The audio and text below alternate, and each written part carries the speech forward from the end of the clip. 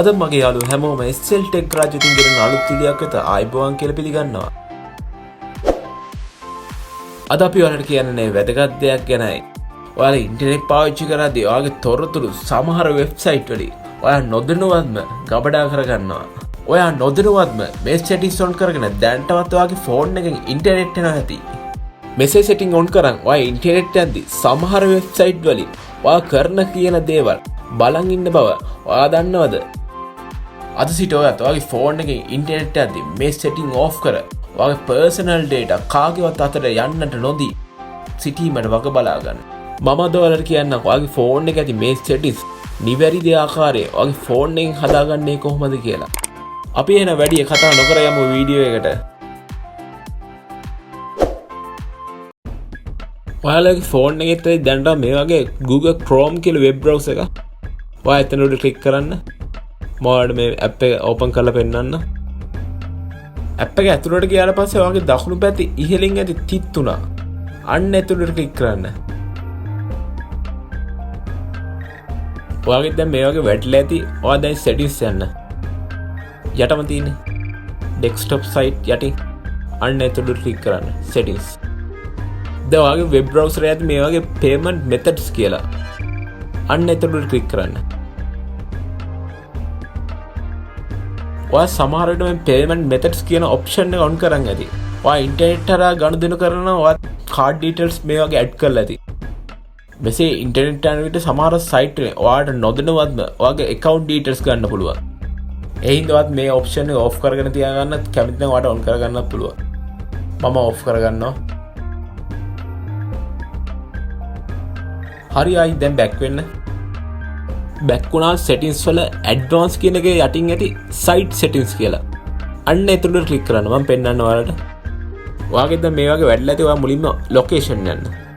ඔයා දැනට මේ location කියන option එක on කරන් ඉන්ටර්නෙට් යනවා නම් ඔයා ඉන්න තැන details මේ website වලින් ගන්න පුළුවන්.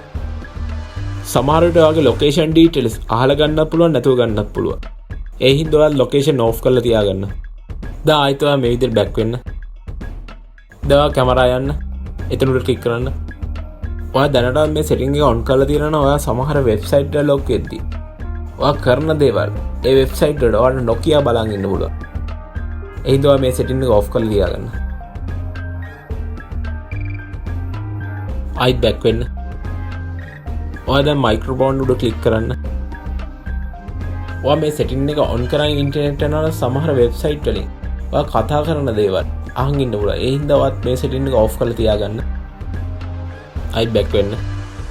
දැන් notification උඩ ක්ලික් කරන්න. ඔයා මේ notification කියන option එක on කරන් ඉන්නවනේ ඔයා සමහර site වලට ගියාම ඔයාට phone එකට notification එවන්නද කියලා අහනවා. බැරි වෙලා හරි ඔයාගේ අතින් click වුණොත් ඔයාගේ phone එකට කරදරකාරී විදියට notification එන්න ගන්නවා. ඒ හින්දා ඔයා මේක off කරලා තියාගන්න.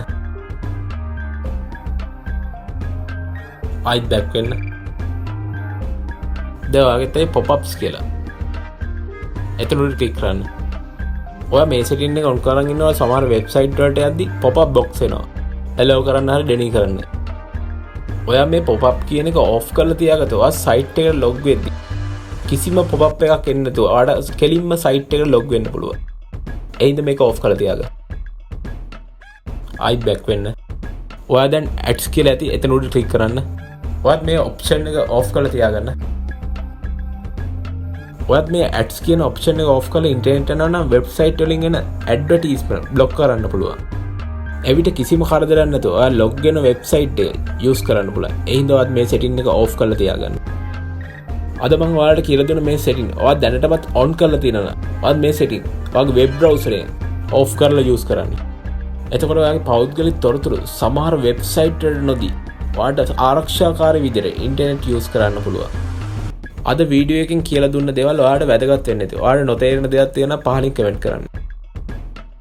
තවත් මෙවැනි වටිනා වීඩියෝ දාපු ගමන් ඔයාලා ගාවට ගෙන්වා ගැනීමට අවශ්‍යද? එහෙනම් පහලින් ඇති රතු පාට subscribe button එක ක්ලික් කරන්න. ඒ වගේම දකුණින් ඇති bell icon එකද ක්ලික් කරන්න. අදත් SL Tech සමග රැඳී සිටි මගේ යාළුවෝ සියලු දෙනාටම ස්තුතියි.